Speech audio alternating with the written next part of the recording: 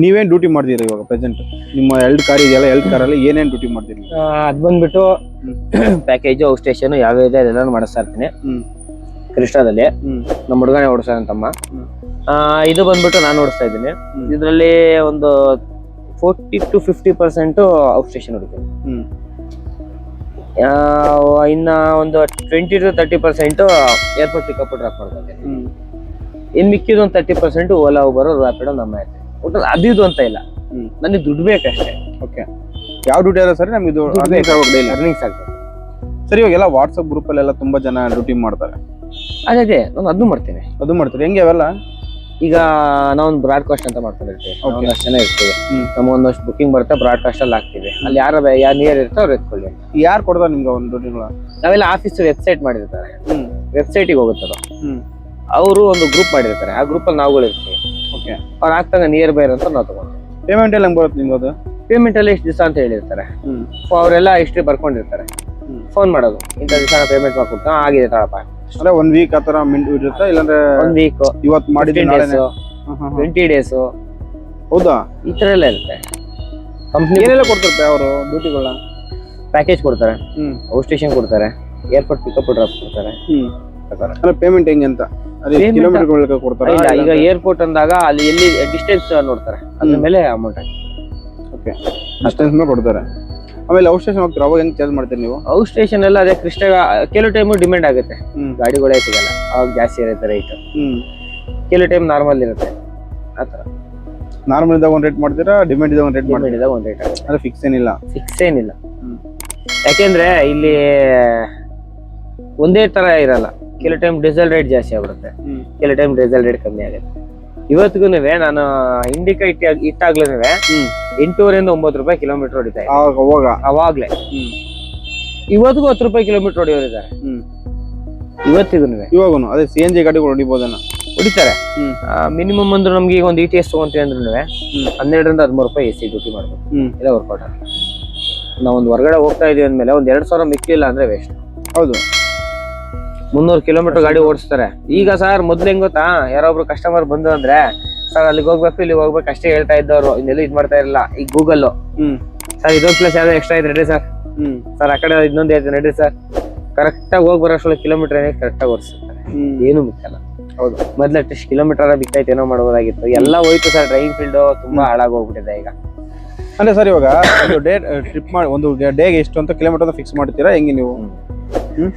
ಎಷ್ಟು ಓಡಿಸ್ಬೋದು? ಇವಾಗ 100 ಕಿಲೋಮೀಟರ್ ಹೋದ್ರು ಎಷ್ಟು ಮಾಡ್ತೀರಾ?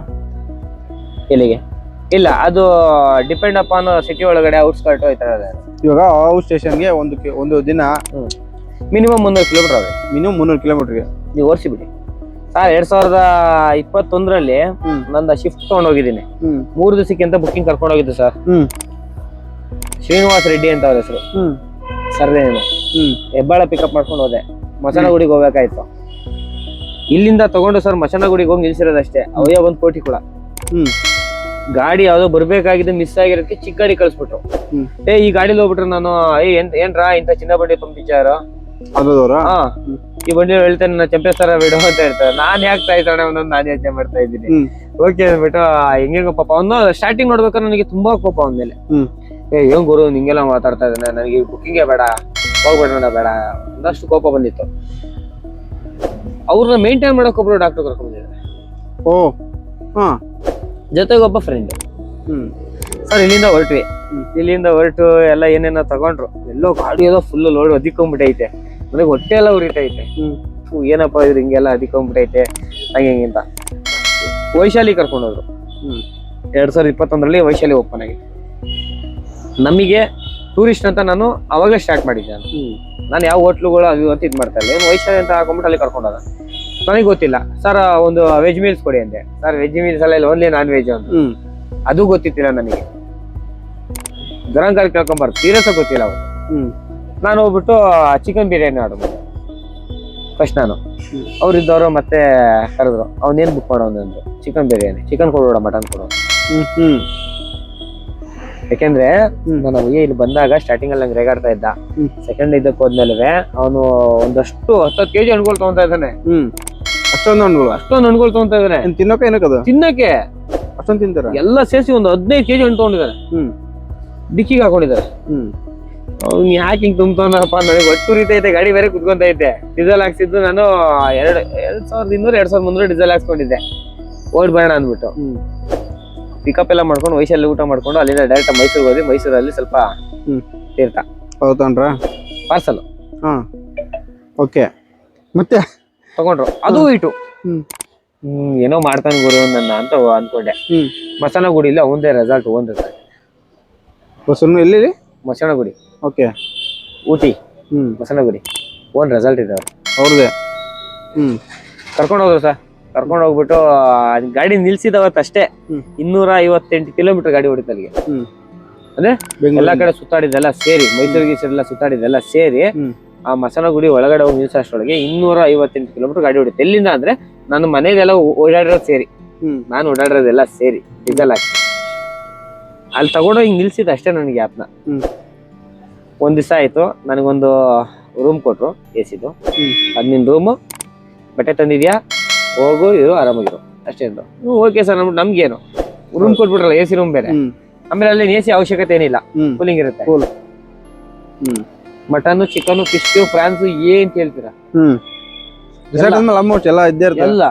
ಹಾ, ರೆಸಾರ್ಟ್ ಅಂದ್ರೆ ಇವ್ರದೇ ಒಂದ್ ಮಾಡ್ಕೊಂಡಿರೋದು, ಇವ್ರು ಬರೀ ಇರೋದಕ್ಕೆ ಅಂತ. ಓಕೆ, ಒಂದೇ ಒಂದು ದೊಡ್ಡ ಓನ್ ಅಲ್ಲ, ಸುಮ್ನೆ ಇರೋದಕ್ಕೇನೆ ಒಂದು ಓನು. ಅಂದ್ರೆ ರೆಸಾರ್ಟ್ ಅಂದ್ರೆ ದೊಡ್ಡದಾಗೇನಿಲ್ಲ, ದೊಡ್ಡದಾಗ ಒಂದು ಗೆಸ್ಟ್ ಹೌಸ್ ತರ ಮಾಡ್ಕೊಂಡಿದ್ದಾರೆ. ಸುತ್ತ ಅದಿಲ್ಲ ಅಂದ್ರೂ 1.5 ಎಕರೆ ಇದೆ. ಬೆಳಕರ್ದಿಂಗ್ ಕಂಡ್ಬಿಟ್ರೆ ಜಿಂಕೆ, ಆನೆ ಎಲ್ಲ ಕಣ್ಮುಂದೆ ಕಾಣಿಸುತ್ತೆ. ಚೆನ್ನಾಗಿದೆ. ಬೆಳಿಗ್ಗೆ ಕರೆಕ್ಟ್ ಆಗಿ ನಾನು ನೈಟ್ ಮಲಗ್ತಾ ಇದ್ದು, ವೈಫೈ ಎಲ್ಲ ಕೊಟ್ಟಿದ್ರು. ವೈಫೈ ಎಲ್ಲ ಹಾಕೊಂಡು ಸುಮ್ಮನೆ ಮೂವಿ ನೋಡೋದು ಆರಾಮಾಗಿ. ನಮ್ದು ಅದೇ ಕೆಲಸ ಆಯ್ತು. ಇಲ್ಲಿಂದ ಪಿಕಪ್ ಮಾಡ್ಕೊಂಡು ಹೋದೆ. ಸಂಜೆ 6 ಗಂಟೆಗೆ ಹೋದ್ವಿ. 6 ಗಂಟೆಗೆ ಹೋಗೋಕ್ಕಿಂತ ಮುಂಚೆ ಮಟನ್, ಚಿಕನ್ ಎಲ್ಲ ತಗೊಂಡ್ರು. ಆಮೇಲೆ ಅಡಿಗೆಯವ್ರನ್ನೆಲ್ಲ ಬರಕ್ ಹೇಳಿದ್ರು. ಆಂಟಿ ಬಂದ್ರು ಒಬ್ರು, ಅವ್ರು ಅಡಿಗೆ ಸ್ಟಾರ್ಟ್ ಮಾಡ್ಕೊಂಡ್ರು. 9 ಗಂಟೆಗೆಲ್ಲ ರೆಡಿ ಆಯ್ತು. ಊಟ ಕೂತ್ಕೊಂಡು ಇವರೆಲ್ಲ ಎಣ್ಣೆ ಗಿಣ್ಣೆ ಎಲ್ಲ ತಂದಿರಲ್ಲ, ಎಣ್ಣೆ ಎಲ್ಲ ಕುಡಿಯೋಕೆ ಸ್ಟಾರ್ಟ್ ಮಾಡ್ರು. ನಾವು ಜ್ಯೂಸ್ ಬಾಟ್ಲು, ನನ್ಗೊಂದು 2 ಲೀಟರ್ ಒಂದು 4 ಸ್ಪ್ರೈಟ್ ತಗೊಂಡಿದ್ದೆ ನನಗೆ. ಅದ್ ನಿನ್ನೆ ಎಣ್ಣೆ ಕಣೋ, ಇಲ್ಲಿ ಮುಟ್ಬೇಡ ಕಣೋ, ನಿಂದು ಸ್ಪ್ರೈಟ್ ಆಯ್ತು ನೋಡ, ಅದ್ ನಿನ್ನೆ ಎಣ್ಣೆ ಮಿಸ್ ಆಗಿದ್ದು ಕುಡಿದ್ಬಿಟ್ಟು ಆಮೇಲೆ ಬಿದ್ದಿದ್ದು ಹೋಗಿ ಅಂದ್ರು. ಹೋಗಿ ಅಂದ್ಬಿಟ್ಟು ಸ್ಪ್ರೈಟ್ ಒಂದು 4 ಬಾಟ್ಲಿ ಇತ್ತು ನಂದು. ನನ್ಗೆ ಯಾವಾಗ ಬೇಕಾ ಅವಾಗ ಹಾಕೊಳ್ಳೋದು, ಕುಡಿಯೋದು. ಒಂಥರ ಮನೆ ಆಗೋಗ್ಬಿಟ್ಟಿತ್ತು ನನಗೆ. ಏನಾರ ಬೇಕಾ ಅಕ್ಕಂಗೆ ಹೇಳಿದೆ, ಅವ್ರು ಕನ್ನಡ ಬರೋದು ಸ್ವಲ್ಪ. ಅಕ್ಕ ಇದು ಮಾಡಿಟ್ಟೋಗಿರಕ್ಕ ನನಗೆ. ಅಕ್ಕ ಬಂದ್ಬಿಟ್ಟು, ಮಗ ನಾನು ಇಲ್ಲಿ ಸೈಡಿಗೆ ಸ್ವಲ್ಪ ಎತ್ತಿಟ್ಟಿರ್ತೀನಿ, ಅವ್ರೇನ ಖಾಲಿ ಮಾಡಿದ್ರೆ ನೀನ್ ಇಲ್ಲಿ ಬಂತಿದ್ದು ಅನ್ನೋರು. ಇನ್ನೊಂದು ಮಗನ ರೀತಿ ನೋಡ್ತಾ ಇತ್ತು ಅಕ್ಕ. ಅಂದ್ರೆ ಅದೇ ಬಾಂಡಿಂಗ್ ಅನ್ನೋದು ಇರ್ತದೆ. ಯಾರ ಹತ್ರ ಸ್ಟಾರ್ಟಿಂಗ್ ದಿವಸನೇ ಅಕ್ಕನ ಜೊತೆ ಮಾತಾಡಿದೆ, ಹೆಂಗ್ ಬಿಹೇವ್ ಮಾಡ್ತಾರೆ. ನನಗ್ ಬೇರೆ ಬೇಜಾರು. ಅಲ್ಲಿ ಹೋಗು, ಯಾಕ ಏನೋ ಪಾತ್ರೆ ತೊಳಿತಾ ಇದ್ರೆ ಮಗ ಅದೊಂಚೂರು ಅಲ್ಲಾಡ್ಸೋನವ್ರು. ಹೋಗೋದು ನನ್ನ ತರಕಾರಿ ಅಲ್ಲಾಡ್ಸೋದು. ನಮ್ ಶ್ರೀನಿವಾಸ್ ಸರ್ ಹಿಂಗ್ ಬಂದ್ಬಿಟ್ಟು, ಓ ಮೀರು ಕೂಡ ಪರಿಚಯ, ನಾನು ಓಕೆ ಸರ್ ನೋಡಿ ಸುಮ್ನೆ ಅಡಿಗೆ ಮಾಡ್ತಾ ಇದ್ವಿ. ಆಮೇಲೆ ಅಕ್ಕನೇ ಇಲ್ಲ ಅಂದಾಗ ಅಡಿಗೆ ಮಾಡಿ ಹೋಗ್ಬಿಡೋರು. ಬೆಳಗ್ಗೆ ಬಂದು ಟಿಫನ್ ಮಾಡಿದ್ರೆ ಮಧ್ಯಾಹ್ನ ಅಡಿಗೆ ಮಾಡ್ತಾ ಇರಲಿಲ್ಲ. ಸಾಂಬಾರ್ ಗಿಂಬರ್ಲ್ಲ ಮಾಡಿ ಫಸ್ಟೇ ಮಾಡಿ ಇಟ್ಟೋಗೋರು. ಹೋದ್ಮೇಲೆ ನನಗೆ ಹೇಳೋರು, ಸುನಿ ಆಮ್ಲೆಟ್ ಹಾಕ್ತೀಯ ಅಂತ. ಅಡ್ಜಸ್ಟ್ ಆಗ್ಬಿಟ್ಟಿ ಅಂತಾರ, ಫುಲ್ಲು ಕ್ಲೋಸ್ ಆಗ್ಬಿಟ್ಟು 2 ದಿವಸಕ್ಕೆ. ಬೆಳಗ್ಗೆ ಎದ್ದ ತಕ್ಷಣನೇ ಗುಡ್ ಮಾರ್ನಿಂಗ್ ಬಾಬು ಅನ್ನೋರು.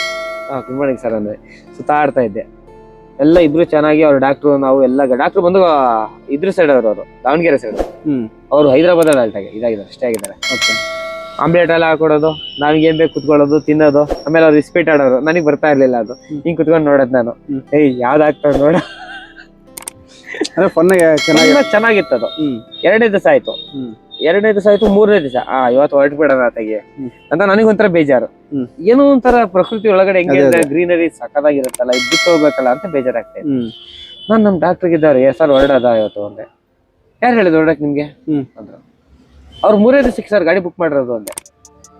ಇಲ್ಲ ಇಲ್ಲ ಇಲ್ಲ ಇಲ್ಲ, ಅವ್ರು ಯಾವತ್ತು ಹೊರಡೋಣ ಅಂತ ಅವತ್ತು ಹೊರಡೋದು ಅಂದ್ಬಿಟ್ಟು.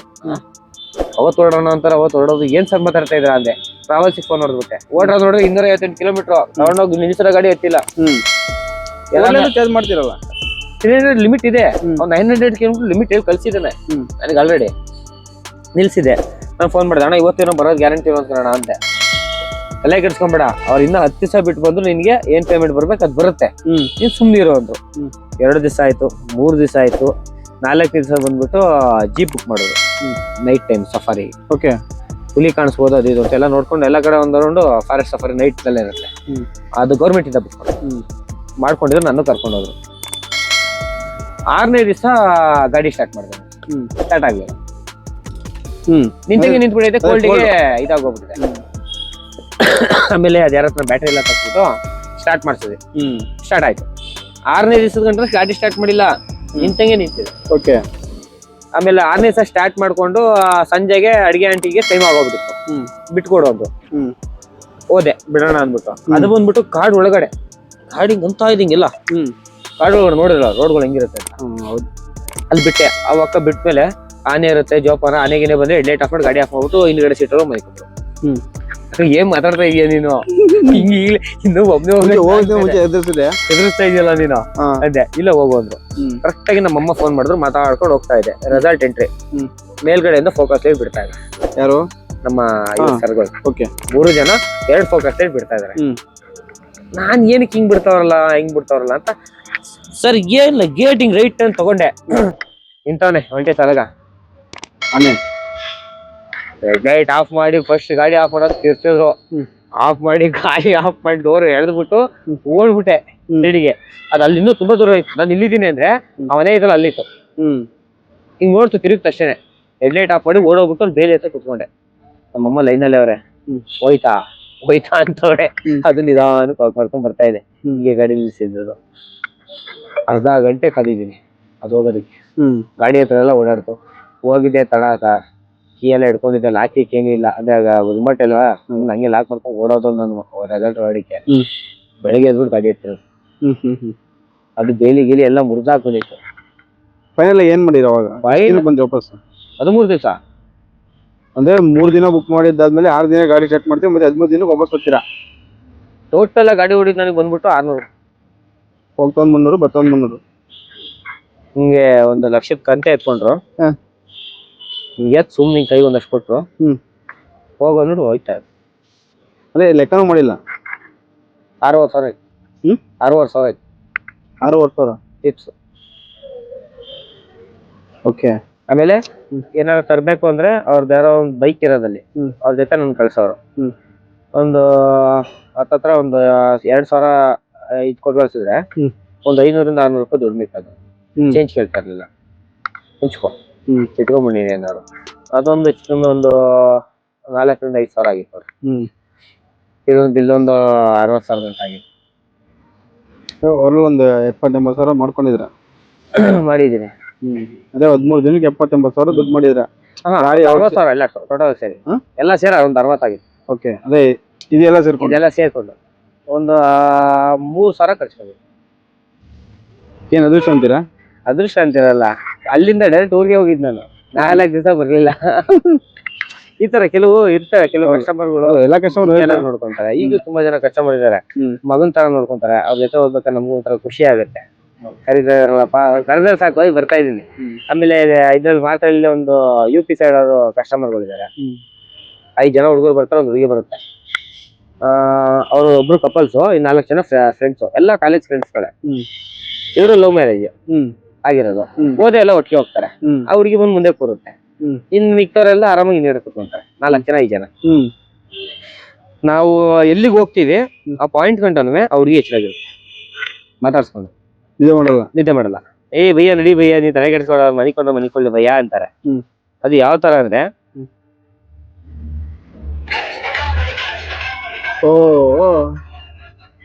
ಎಲ್ಲ ಮನೆ ಕೊಡೋರೆ, ಇಬ್ರು ಮಾತ್ರ ಇದ್ದೀರಾ ಅಷ್ಟೇ.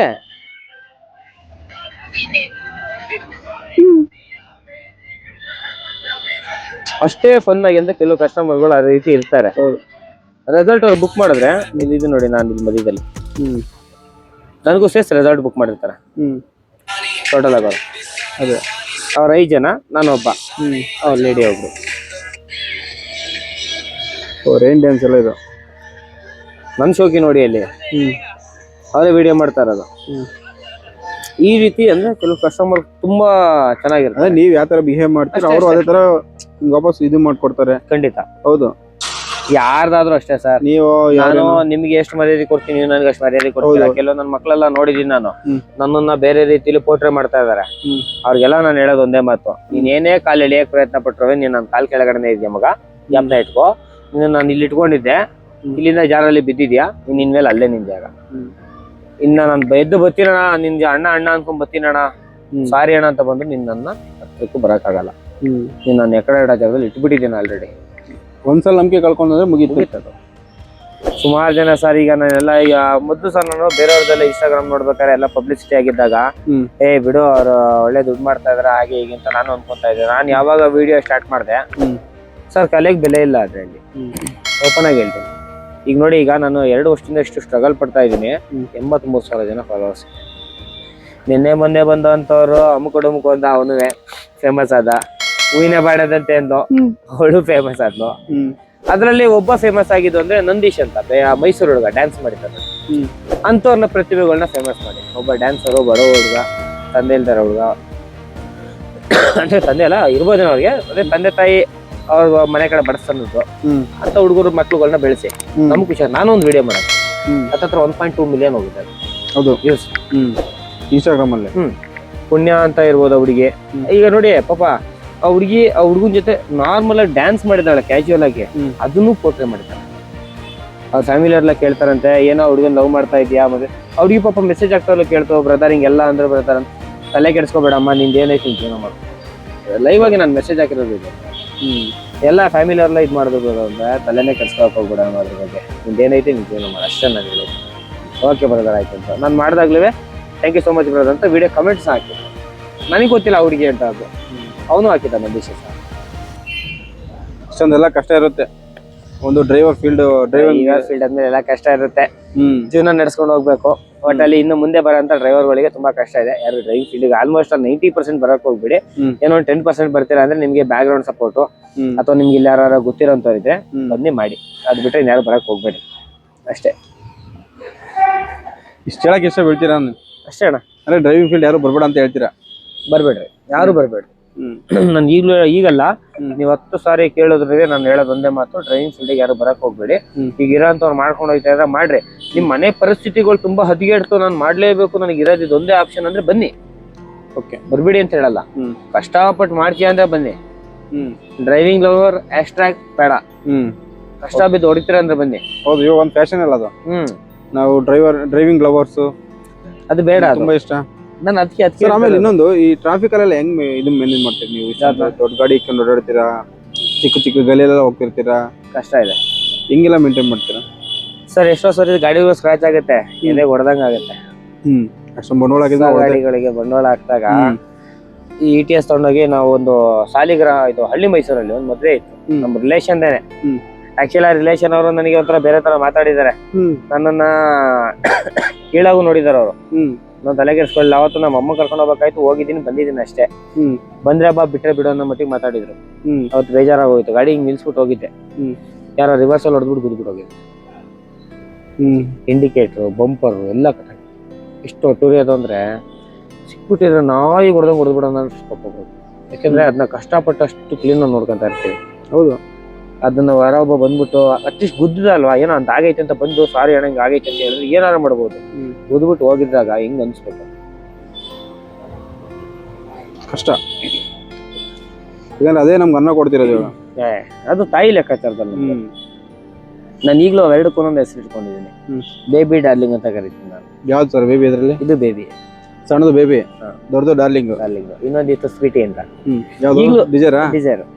ಈಗಲೂ ನನ್ನ ಯಾರೇ ಕೇಳ್ಬೇಕಾದ್ರೆ ಅಣ್ಣ ನೀನ್ ಡಾರ್ಲಿಂಗ್ ಹೇಳಿ, ನಿನ್ ಬೇಬಿ ಎಲ್ಲಿ, ಸ್ವೀಟಿ ಎಲ್ಲಿ ಅಂತ ಕೇಳ್ತಾರೆ. ಎಲ್ಲಿ ಸರ್ ಸ್ವೀಟಿ? ನಿಮ್ ಸ್ವೀಟಿ ಸೇಲ್ ಆಗುದು.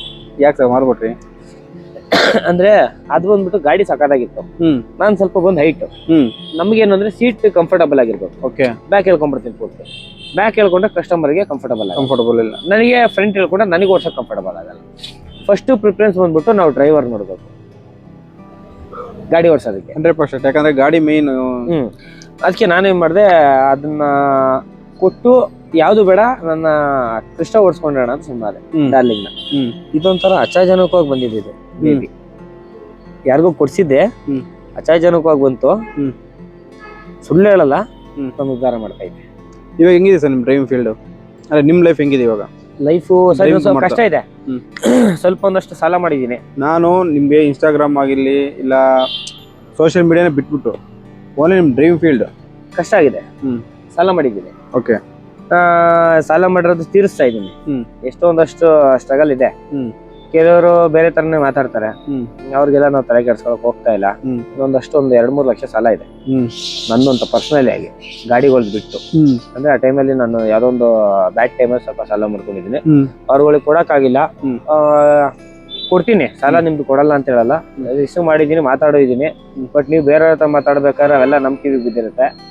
ಬಟ್ ನಾನು ದುಡ್ಡು ಕೊಡ್ಬೋದು, ನಿಮ್ ಮಾತನ್ನ ನೀವು ವಾಪಸ್ ತಗೊಳಕ್ ಆಗಲ್ಲ. ಅದನ್ನ ಅದ್ ಇವತ್ತು ಮಾತಾಡಿದ್ರಲ್ವಾ, ನಾಳೆ ದಿವಸ ಒಂದ್ ದಿವಸ ನಾನು ಯೂಸ್ ಆಗೇ ಆಗ್ತೀನಿ. ಯಾವ್ದು ಕಡ್ಡಿನೇ ಆಗಿರ್ಲಿ, ಒಂದ್ ಕಸನೇ ಆಗಿರ್ಲಿ, ಬೇಡ ಅಂತ ಹೇಳಕ್ ಆಗಲ್ಲ ನಾವು. ಹೌದು, ದುಡ್ಡನ್ನ ಕೊಟ್ಟೇ ಕೊಡ್ತೀನಿ. ಯಾವತ್ತರ ಒಂದ್ ದಿವಸ ನಾನ್ ಬಡ್ಡಿ ಸಾಲನೂ ಮಾಡಿದೀನಿ, ಬಡ್ಡಿನೂ ಕಟ್ತಾ ಇದ್ದೀನಿ, ಅವ್ರದ್ದೆಲ್ಲ ದುಡ್ಡು ಕೊಡ್ತಾನೂ ಇದೀನಿ. ಹಂಗಂದ್ಬಿಟ್ಟು ನಾನು ಎಲ್ಲೋ ಇಲ್ಲಿ ಇನ್ಸ್ಟಾಗ್ರಾಮ್ ಅಲ್ಲಿ ವಿಡಿಯೋಸ್ ಮಾಡ್ತಾ ಇದ್ದೀನಿ, ನಾನೊಬ್ಬ ಫೇಮಸ್, ನಂಗೆ ಅಷ್ಟು ಇಷ್ಟುದಲ್ಲ, ನಾನು ಬಡ್ಡಿ ಸಾಲ ಮಾಡಿದ್ದೀನಿ. ಕಷ್ಟ ಇದೆ. ಓಕೆ, ಇನ್ಸ್ಟಾಗ್ರಾಮ್ ಎಲ್ಲ ಬರಲ್ಲ ಸರ್, ಪ್ರಮೋಷನ್ ಮಾಡಲ್ಲ ನೀವು?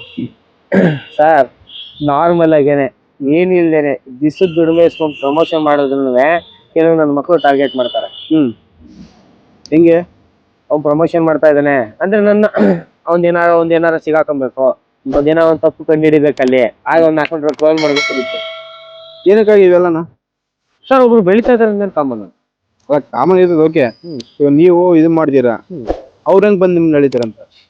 ಅವ್ರಿಗೆ ಈಗ ನಾನು ಬೆಳಿತಾ ಇದ್ದೀನಲ್ವಾ, ಬೆಳಿತಾ ಇರೋದು ಇಷ್ಟ ಅಲ್ಲ ಸರ್. ನೀವು ಇವಾಗ ಯಾವ ಕೆಲಸ ಮಾಡ್ತೀನಿ ನೋಡ್ರಿ, ನಾನು ಪ್ರಮೋಷನ್ ಮಾಡಿರ್ತೀನಿ, ಅಲ್ಲೌಟ್ ಈಗ ಒಂದು ಕಂಪ್ಲೀಟ್ ಪ್ರಮೋಷನ್ ಮಾಡಿದ್ದೀನಿ, ಬಿಲ್ ಹಾಕ್ಲಿಲ್ಲ, ಜವಾಬ್ದಾರಿ ನನ್ ಕಡೆಯಿಂದ ಹೋಗಿದ್ದಾರೆ. ಯಾರನ್ನ ಕೇಳ್ತಾರೆ ಫಸ್ಟ್? ಓ, ಅಲ್ಲಿಗೆ ಹೋಗಿ ಇವ್ರು ಇದು ಮಾಡ್ತಾರಾ? ಅವಾಗ ನನ್ ಕರ್ಸೋದು, ಮಾತಾಡ್ಬೋದಲ್ಲ.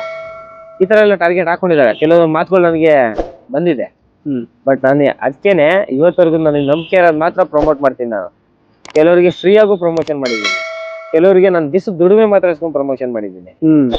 ಆ ತರ ನಾನು ಏನಾದ್ರು ಮಾಡ್ಬೇಕು ಅನ್ನೋದಾಗಿದೆ. ಪ್ರಮೋಷನ್ ಎಷ್ಟು ಚಾರ್ಜ್ ಮಾಡ್ತೀರಾ ಸರ್? ನಿಮ್ ಖುಷಿ ಕೊಡಿರ್ತೀವಿ ಸರ್. ಹೌದು, ಚಂದ ಇದು ಮಾಡಲ್ಲ. ಆತರ ಮಾಡ್ಬೇಕು ಅನ್ನೋದಾದ್ರೆ ಬೇಜಾನಿರುತ್ತೆ. ಈಗ ನಿಮ್ಮ ಸುಮಾರು ಜನ ಇದ್ದಾರೆ, ಈ ತರ ಮಾಡ್ತಾ ಇದೀವಿ ಅಂತ ಹೇಳ್ತಾರೆ. ನಾನು ಅವ್ರು ಕೇಳ್ತೀನಿ, ನಾನು ಕ್ಯಾಶುಯಲ್ ಆಗಿ ಎಷ್ಟು ಕೊಡ್ತಾರೆ ಕೊಡಿ ಸರ್. ಅವ್ರಿಗೆ ನಾನು ಒಂದು 5,000 ಕೊಟ್ಟಿದ್ದೆ ಸರ್, ಅವ್ರಿಗೆ ಒಂದು 6,000 ಕೊಟ್ಟಿದ್ದೆ ಸರ್, ಅಷ್ಟೇ ಕೊಡ್ತೀನಿ ಸರ್, ಕೊಡಿ ಸರ್. ಯಾಕೆಂದ್ರೆ ನಾನು ದಿವಸ ದುಡಿಮೆ ಬಿಡ್ತೀನಿ, ಹೋಗ್ತೀನಿ, ನಾನೇ ವಿಡಿಯೋ ಶೂಟ್ ಮಾಡ್ಕೊತೀನಿ, ಬರ್ತೀನಿ, ನಾನು ಎಡಿಟ್ ಮಾಡ್ತೀನಿ. ನೀವೇ ಮಾಡ್ತೀರಾ ಎಡಿಟಿಂಗ್ ಎಲ್ಲ? ನೀವೇ ಮಾಡ್ತೀರಾ? ಶೂಟ್ ಎಲ್ಲ ಒಬ್ಬರೇ ಹೋಗ್ತೀರಾ? ಒಬ್ಬರೇ ಹೋಗಿ ಶೂಟ್ ಕೆಲವು ಮೊಬೈಲ್ ಹಿಡ್ಕೊಳ್ಳಿ ಅಂತೀನಿ ಅವ್ರಿಗೇನೆ, ಅಲ್ಲೇ ನಾನೇ ಮಾಡ್ತೀನಿ. ಯಾಕೆಂದ್ರೆ ನನಗೊಬ್ಬ ಕ್ಯಾಮ್ರಾಮನ್ ಕರ್ಕೊಂಡು ಹೋಗಿ ಎಡಿಟರ್ ಇಟ್ಕೊಂಡು ಮಾಡ್ತಾ ಪ್ರಮೋಟರ್ ನಾನಲ್ಲ. ಅದು ನನಗೇನ ಲಕ್ಷ ಬೇಕು, ಪ್ರಮೋಷನ್ ಬರ್ತಾ ಇದೆ. ಮಾಡೋದೊಂದು ಚಿಕ್ಕ ಪುಟ್ಟ ಪ್ರಮೋಷನ್. ಯಾಕೆಂದ್ರೆ ಅಕೌಂಟ್ ಅಲ್ಲಿ ಇದೀನಿ ಅಂದಾಗ ನನ್ನಿಂದ ಒಬ್ರಿಗೆ ಏನೋ ಒಂದು ಬೆನಿಫಿಟ್ ಬರುತ್ತೆ ಅನ್ನೋದಾದ್ರೆ ಗಾಡಿಗಳ ಬಗ್ಗೆ ಹೌದು, ಖಂಡಿತವಾಗ್ಲೂ ನಾನು ಅವತ್ತಿನ ದಿವಸದ್ದು ದುಡಿಮೆ ಅಂತ ಇಸ್ಕೊಂತೀನಿ, ಅದೇ ನಾನು ಪ್ರಮೋಷನ್ ಮಾಡೋದು. ಫೈನಲ್ ಆಗಿ ನಮ್ಮ ವ್ಯೂವರ್ಸ್ಗೆ ಯಾರಾದ್ರೂ ಈ ಫೀಲ್ಡ್ ಬರ್ತೀನಿ, ನಾನು ಡ್ರೈವಿಂಗ್ ಫೀಲ್ಡ್ ಬರ್ತೀನಿ ಅಂತ ಏನ್ ಹೇಳ್ತೀವಿ? ಅದೇ ಮಾತು, ಯಾರು ಬರಕ್ ಹೋಗ್ಬಿಡಿ. ನಾನು ಇಲ್ಲ ಅಣ್ಣ, ನನಗೆ ಇದು ಬಿಟ್ರೆ ಗತಿ ಇಲ್ಲ, ಡ್ರೈವಿಂಗ್ ಗತಿ ಅಣ್ಣ ಅಂತ ಬರೋಂಥವ್ರಿಗೆ ನಾನು ಒಂದೇ ಮಾತಾಡೋದು, ನಿನ್ ಕೆಪಾಸಿಟಿ ಇದೆಯಾ, ನೀನು ಓಡಿಸ್ತೀನಿ ನಾನು ಅಂತ ಮಾಡ್ತೀನಿ ಅಂತ ನಿನ್ಗೆ ಅನ್ನಿಸುತ್ತಾ? ಇಲ್ಲ ಅಣ್ಣ, ನಾನು ಕಷ್ಟಪಟ್ಟಾರ ನನ್ನ ಫ್ಯಾಮಿಲಿನ ನಾನು ನೋಡ್ಕೊಂಡೆ, ನಿಂಗಿತ್ತಬ್ಬ, ಇಲ್ಲ ಬರ್ಬೇಡ. ಇಲ್ಲಿ ತಂದ್ಬಿಟ್ಟು ನಾನು ಹೇಳ್ದಣ ಡ್ರೈವಿಂಗ್ ಅವರ್ ಅಷ್ಟೇ, ಅದು ಬೇಡ, ಮಾಡ್ಬೇಡ ಅಂತ ಹೇಳಲ್ಲ, ಶೊತ್ತು ಮಾಡು. ಮನುಷ್ಯನ ಮೇಲೆ ಜೀವನದಲ್ಲಿ ಎಲ್ಲ ಮಾಡ್ಬೇಕು.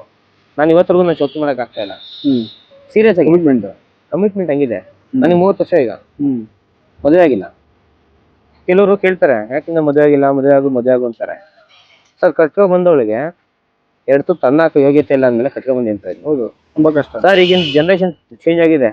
ನೋಡಿದ್ರೆ ವಿಡಿಯೋದಲ್ಲಿ ನನಗೊಂದು 2 ಲಕ್ಷ, 5 ಲಕ್ಷ, 10 ಲಕ್ಷ, 15 ಲಕ್ಷ ಅಲ್ಲ, ಅದೇನು ಬೇಡ ಬಿಡಿ, ಹೇಳೋದಾದ್ರು ಸುಮ್ನೆ ಒಂದು ಬ್ಯಾಡ್ ವರ್ಡ್ಸ್ ಯೂಸ್ ಮಾಡ್ಬೇಕಾಗತ್ತೆ ಅಂತ ಪರಿಸ್ಥಿತಿ ಆಗ್ಬಿಡುತ್ತೆ. ಅದು ಅಂತಾರೆ ಬಂದ್ರೆ ನಿಮ್ಮಂತ ಡ್ರೈವರ್ಗಳು ನಮ್ಮಂತರ ಏನಾಗಬೇಕು? ಗೋವಿಂದ, ನಿಜವಾಗ್ಲೂ ಗೋವಿಂದ. ನನ್ನ ಈಗ್ಲೂ ಎಷ್ಟೋ ಜನ ಅಂತಾರೆ, ಹಿಂಗೆ ಬಿಡುಗರು ಹುಡುಗಿ ಜೊತೆ ಎಲ್ಲ ಇರ್ತಾರೆ, ಹೋಗಿ ಮಾಡ್ಕೊಂಡಿರ್ತೀಯ ಹಾಗೆ ಹೀಗೆ ಅಂತಾರೆ. ಅಷ್ಟೊಂದು ಭಗವಂತ ಅದೃಷ್ಟ ಕೊಟ್ಟಿಲ್ಲ ಇನ್ನ ನನಗೆ. ನಿಮ್ಗೂ ಲವರ್ಸ್ ಇಲ್ಲ? ಯಾರು ಇಲ್ಲ. ನಿಜ ಹೇಳಿದೆ, ಸೀರಿಯಸ್ ಆಗಿಲ್ಲ. ನಮ್ಮಮ್ಮ ಈಗ ಹೇಳ್ತಾರೆ, ಯಾರು ಲವ್ ಮಾಡ್ಬಿಟ್ಟಾರ ಕಟ್ಕೊಂಡ್ಬತ್ತೀಯ, ಅದು ಇಲ್ವಲ್ಲ ನಿಂದು ಅಂತ ಹೋಗಿದ್ದಾರೆ. ಸೀರಿಯಸ್. ಈಗ ಫೋನ್ ಲೌಡ್ ಸ್ಪೀಕರ್ ಆನ್ ಮಾಡ್ತೀನಿ, ಕೇಳಿಸ್ಕೊಳ್ಬೇಕಾದ್ರೆ ಅದನ್ನೇ ಕೂತ್ಬಿಡ್ತಾರೆ. ಅವ್ರದ್ದು ಏನು ಇಲ್ಲ. ನಮ್ ಕ್ಯಾಶ್ ಒಳ್ಳೆಯವ್ರಿಗೆ ಶ್ರೀಮಂತರ ಮನೆ ತರಬೇಡ, ಬಡವ್ರ ಮನೆ ಯಾರು ಒಂದು ಇದೇನಂತವ್ರು ನೀನ್ ಆಸರೆ ಆಗ್ಬೇಕು ಅವ್ರ ಮನೆಗೆ, ಅಂತವ್ರ ಮನೆ ತಗೊಂಡ್ಬರ್ಬೇಕಾರೆ. ಹೌದು, ಬೇಜಾರಿಲ್ಲ. ನಮ್ಮಮ್ಮ ಹೇಳೋದು ಒಂದೇ ಮಾತು ಅಷ್ಟೇ. ನಾನೊಂದ್ 2-3 ಕಡೆ ನೋಡ್ತಾ ಇದ್ದೀನಿ ಹುಡುಗಿರುವಾಗ ಶೀಘ್ರದಲ್ಲೇ ಮದುವೆನೂ ಆಗ್ತಿದೆ. ನನ್ಗೆ ಮದ್ವೆ ಸಿಂಪಲ್ ಆಗಿ ಆಗ್ಬೇಕು. ಸುಮ್ಮನೆ ಆಡಬಾಟ ಮಾಡ್ಕೊಂಡು ದೇವಸ್ಥಾನದಲ್ಲಿ ಅದೇ ಈ ದುಡ್ಡಿನ ಅಂತ ಆಗ್ತಾರೆ, ಖುಷಿ ಅವ್ರ ಖುಷಿಗೆ ಅವ್ರು ಆಗ್ತಾರೆ. ಮಾಡ್ತೀನಿ. ಒಂದ್ ದಿವಸ ನಾನು ಯಾವ್ದಾರ ಒಂದು ರಿಸೆಪ್ಷನ್ ಟೈಪ್ ಮಾಡ್ಬಿಟ್ಟು ನನ್ನ ಸ್ನೇಹಿತರುಗಳು, ನಾನು ಫಾಲೋವರ್ಸ್ ಅಂತ ಹೇಳೋಕ್ಕಿಂತ ಹೆಚ್ಚಾಗಿ ನನ್ನ ಸ್ನೇಹಿತರುಗಳು, ನನ್ನ ಕುಟುಂಬ, ಇನ್ಸ್ಟಾಗ್ರಾಮ್ ಕುಟುಂಬ ಅಂತ ಹೇಳ್ತೀನಿ ನಾನು. ಯಾಕೆಂದ್ರೆ ನನ್ನ ನನ್ನ ಕಷ್ಟಕ್ಕೆ ನಮ್ಮಮ್ಮ, ಅಕ್ಕ, ತಮ್ಮ ಇವ್ರು ಬಿಟ್ರೆ ಇಲ್ಲಿ ಇರೋಂಥವ್ರು ಆಗಿದ್ದಾರೆ.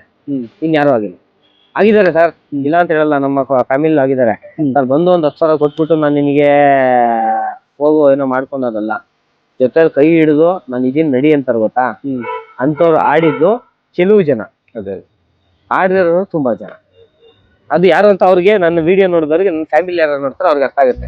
ನಾನು ಇವ್ನಿಗೆ ಹೆಲ್ಪ್ ಮಾಡಿದೀನಿ, ನನ್ನ ಬಗ್ಗೆ ಹೇಳಿದ್ದಾರೆ. ನಾವ್ ಇದ್ ಮಾಡಿದೀವಿ, ಅದಕ್ಕೆ ನಮ್ಗೆ ಸೇರ್ಸ್ ಕ್ಯಾಕ್ರಸ್ ಮಕ್ಕಳಿಗೆ ಶಾಲ್ ಒಳಕ್ಕೆ ಎಕಡೆ ಹಾಕೊಂಡು ಹೊಡಿತಾ ಇದ್ದಾನೆ ಅಂತ ಪಕ್ಕ 100-200% ಗೊತ್ತಾಗುತ್ತೆ. ಅಷ್ಟೇ ನಾನು ಹೇಳೋದು. ಅವ್ರನ್ನೆಲ್ಲ ಕರೆಸ್ತೀನಿ, ಒಂದ್ ದಿವಸ ಮಾಡ್ತೀನಿ ನಾನು.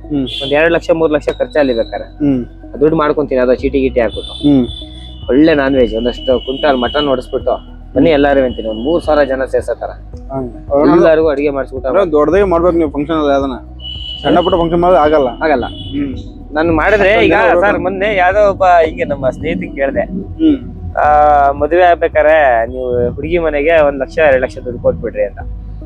ಯಾಕಪ್ಪ ವಧು ದಕ್ಷಿಣೆ ಕೊಡ್ಬೇಕೇನೋ ಅಂತ. ಗುರು ನೀನು ಮದುವೆ ಆಗ್ತಾ ಇದೀಯ ಅಂದ್ರೆ ಹುಡುಗಿ ಮನೆಗೆ ಎಷ್ಟು ಪ್ರಾಬ್ಲಮ್ ಅಂತ ನೀವು ಒಂದ್ಸತಿ ಯೋಚನೆ ಮಾಡಿದ್ಯಾ ಅಂತ. ಸೀರಿಯಸ್ ಆಗಿ ನಾನು ಯೋಚನೆ ಮಾಡ್ತಾ. ಏಕೆ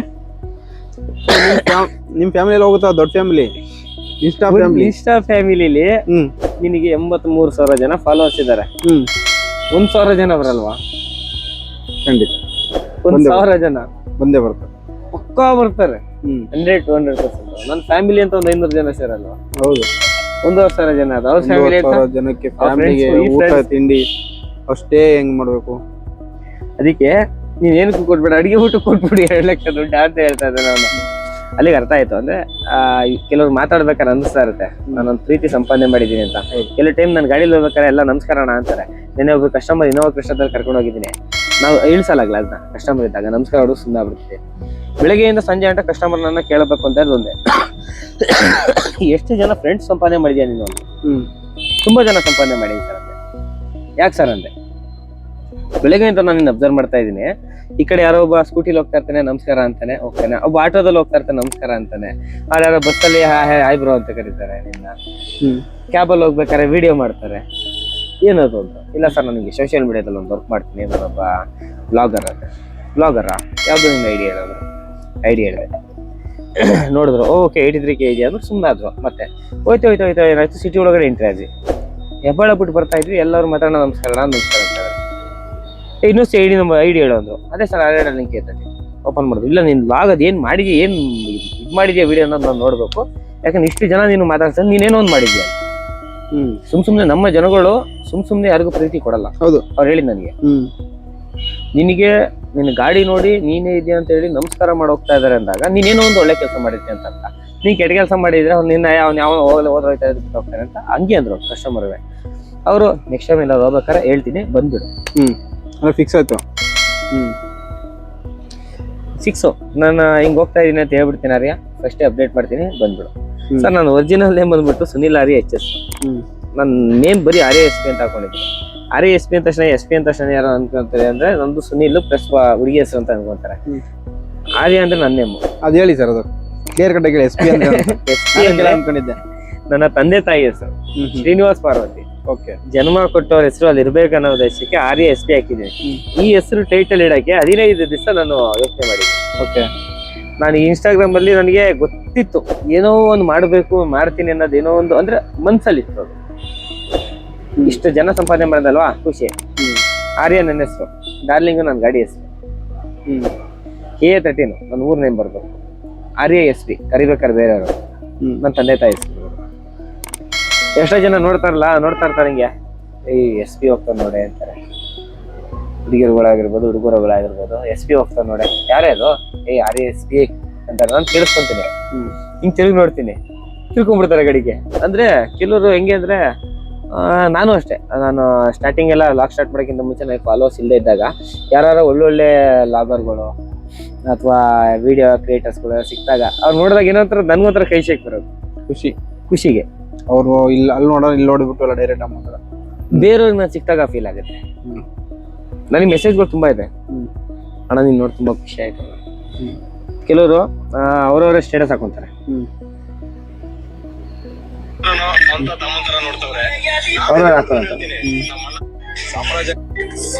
ಅವ್ರಿಗೆ ಏನಿರುತ್ತೆ ಅವ್ರವ್ರ ಸ್ಟೇಟಸ್ಗಳು ಹಾಕೊಂತಾರೆ. ಇಲ್ಲ ಎಷ್ಟೋ ಸ್ಟೇಟಸ್ ಇದೆ ನೋಡಿ, ಇಲ್ಲಿ ಒಂದು ಗಿಫ್ಟ್ ಸಹ ಕೊಟ್ಟಿದ್ರು ಕಾರ್ನ, ಅದೊಂದು 4,000 5,000 ಇತ್ತು ಸ್ಟಾರ್ಟಿಂಗ್ ಅಲ್ಲಿ. ಎಲ್ಲ ಸೆಲ್ಫಿ ತೆಗೆಸ್ಕೊಂತ ಇದ್ದೀವಿ.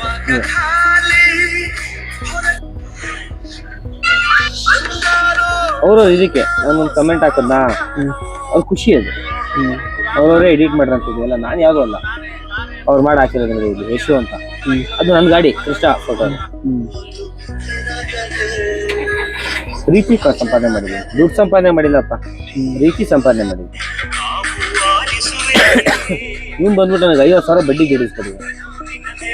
ಸರ್ ನಿಮ್ಮ ಫ್ಯಾನ್ ಗೊತ್ತಿರೋ ನಮ್ಮ ಕಂಪ್ನಿಲಿ ಅಟ್ಯಾಚ್ ಆಗಿದ್ದಾಗ ನನಗೇನೋ ಒಂದು ಪ್ರಾಬ್ಲಮ್ ಆಯ್ತು ಅಂದಾಗ ಅವನು ಇಟ್ಕೊಟ್ಟಿದ್ದಾನೆ. ಈ ತರ ಸರ್ ಯಾರು ನಾವು ಯಾರು ಕೇಳೋದು ನೋಡಕ್ ಹೋಗ್ಬಾರ್ದು. ಹೌದು, ಇವತ್ತು ನಾವು ಯಾರು ಆಗಲ್ಲ ಅಂತ ಅನ್ಕೊಂಡಿರ್ತೀವಿ, ಯಾರು ಆಗ್ಬೋದು ಅಂತ ಯಾರು ನನ್ನ ಜೊತೆ ಅಂತ ನಾನು ಸಹೋದರರು ಅಂತ ಇಟ್ಕೊಂಡ್ಬಿಟ್ಟು ನಾನು ಕೆಲವು ಜನ ತಮ್ಮದಿರು ಅಂತ ಅನ್ಕೊಂಡು ಇದ್ ಮಾಡ್ತಾ ಇದ್ದೆ. ನನ್ನ ಮಕ್ಳು ನನಗೆ ಹಿಂದೆಯಿಂದ ಗೂಟ ಇಟ್ಟಿರೋದು ನೋಡಿದ್ರು. ನನ್ನ ಬ್ರಾಡ್ಕಾಸ್ಟ್ ಇಂದ ರಿಮೂವ್ ಮಾಡು, ಆಮೇಲೆ ಗ್ರೂಪ್ ಇಂದ ರಿಮೂವ್ ಮಾಡು, ಅವ್ನಿಗೆ ಯಾಕೆ ಡ್ಯೂಟಿ ಕೊಡ್ತಾ ಇದೀಯಾ ಇಂತ ಕೇಳ ನನ್ನ ಮಕ್ಳು ಎಲ್ಲಾರು ನೋಡಿದ್ದೀನಿ ನಾನು. ಬಟ್ ಉತ್ತರ ಕೊಡ್ತೀನಿ, ಟೈಮ್ ಬರುತ್ತೆ, ನಿಮ್ಗೆಲ್ಲರಿಗೂ ಇದೆ, ಆಯ್ತಾ ಇರಿ, ಅಷ್ಟೇ ಹೇಳೋದು. ಸರಿ ಸರ್, ತುಂಬಾ ಥ್ಯಾಂಕ್ಸ್ ಸರ್, ವ್ಯಾಲ್ಯೂಬಲ್ ಟೈಮ್ ನಮ್ಗೆ ಕೊಟ್ಟಿದ್ದೆ. ಈ ಒಂದು ಪ್ರೀತಿ ವಿಶ್ವಾಸದಲ್ಲಿ ನೀವೊಂದು ಮಾತು ಹೇಳಿ ನಾನು ಹಿಂಗಿದೆ ನಾನು ಮಾಡ್ತಾ ಇದ್ದೀನಿ ಬನ್ನಿ ಸರ್ ಅಂದೆ. ನಾನು ನಿಮ್ಗೆ ಬಂದು ಕೊಡ್ತಾ ಇದ್ದೀನಿ. ನಾನು ನಿಮ್ಗೆ ಒಂದು ಮಾತು ಕೇಳಿದೆ, ಸ್ಟುಡಿಯೋ ಇದೆಯಾ ಸರ್ ಅಂದೆ. ಇಲ್ಲ ಮಾತಂದೆ, ನಾನು ಈಗಿನ ಸ್ಟಾರ್ಟ್ ಮಾಡ್ತಾ ಇದ್ದೀನಿ ಅಂತ, ನಾನು ಎಲ್ಲಾರ್ದು ಒಂದು ಇದು ಮಾಡ್ತಾ ಇದ್ದೀನಿ. ನಾನು ಒಂದೇ ಮಾತಂದೆ, ನಾನು ಫ್ರೀ ಆದ ಖಂಡಿತ ಹೇಳ್ತೀನಿ ಬನ್ನಿ. ಹೌದು, ಹನುಮಂತರಾಯ ಅಂತ ಆಕ್ಚುಲಿ ಬಂದ್ಬಿಟ್ಟು ಇವರು ಈಗ ಯೂಟ್ಯೂಬ್ ಚಾನಲ್ ಸ್ಟಾರ್ಟ್ ಮಾಡಿದ್ದಾರೆ. ಯಾರ್ಯಾರು ಇದ್ದಾರೆ ನನ್ನಂಥವ್ರು ಕ್ರಿಯೇಟರ್ಗಳನ್ನ ಹೋಗ್ಬಿಟ್ಟು ಇಂಟರ್ವ್ಯೂ ಮಾಡ್ತಾ ಇದ್ದಾರೆ. ನನ್ನ ಖಂಡಿತ ಒಳ್ಳೇದಾಗ್ಲಿ. ಇದೇ ತರ ನಿಮ್ಮ ಅಕೌಂಟ್ ಬೇಗ ಕ್ಲಿಕ್ ಆಗಿ. ಏನೋ ನಿಮ್ಮ ಅಕೌಂಟ್ ಐಡಿ ಹೆಸರು ಹೇಳಿ. ರಾಟಾಕ್ಷಿತ್ ಕೇಸರ್ ಅಂತ ಹೇಳ್ಬಿಟ್ಟು ನಮ್ಮ ಅಕೌಂಟು. ಹೇಳ್ಬಿಡಿ ಅಲ್ಲೇ, ರಾಟಾಕ್ಷಿತ್ ಕೇಸರ್ ಅಂತ ಹೇಳ್ಬಿಟ್ಟು ನಮ್ಮ ಅಕೌಂಟು. ನೋಡಿ ಯಾರ್ಯಾರು ಇದ್ದೀರಾ ಆದಷ್ಟು ನಮ್ಮ ಚಾಲಕರೇ, ಬೇರೆ ಏನಲ್ಲ, ಯಾರು ಯೂಟ್ಯೂಬರ್ ಏನಲ್ಲ, ಈಗ ಸ್ಟಾರ್ಟ್ ಮಾಡ್ಬೇಕು ಅಂತ ಮಾಡಿದ್ದಾರೆ. ಒಳ್ಳೇದಾಗ್ಲಿ ಆ ಚಾನಲ್ಗೆ. ಸಬ್ಸ್ಕ್ರೈಬರ್ಸು ಸ್ವಲ್ಪ ಜಾಸ್ತಿ ಆಗಿ. ಯಾರ್ಯಾರು ನೋಡ್ತಾ ಇದ್ದಾರೆ ಈ ವಿಡಿಯೋ ನೋಡಿ ಸುಮ್ಮನಾಗಬೇಡಿ, ಲೈಕ್ ಹೊಡೆದು ಒಂದು ಶೇರ್ ಹೊಡೆದ್ಬಿಟ್ಟು ಬೆಲ್ ಐಕಾನ್ ಕ್ಲಿಕ್ ಮಾಡಿ. ಸಬ್ಸ್ಕ್ರೈಬ್ ಬಟನ್ ಅಂತೂ ಮಿಸ್ ಇಲ್ದಂಗೆ ಹೊಡೀರಿ. ಮತ್ತೆ ಬೆಲ್ ಐಕಾನ್ ಕ್ಲಿಕ್ ಮಾಡಿ. ಇವರು ಯಾರದೇ ಒಂದು ಇದು ಮಾಡ್ಬೇಕಾದ್ರೆ ನಮ್ಮ ಡ್ರೈವರ್ಗಳ ಬಗ್ಗೆ ಆಗಿರ್ಬೋದು, ಬೇರೆಯವ್ರ ಬಗ್ಗೆ ಆಗಿರ್ಬೋದು ವಿಚಾರಗಳು ತಿಳಿಸ್ಕೊಡ್ತಾ ಇರ್ತಾರೆ. ಎಲ್ಲ ನೋಡಿ ಚೆನ್ನಾಗಿರುತ್ತೆ. Thank you.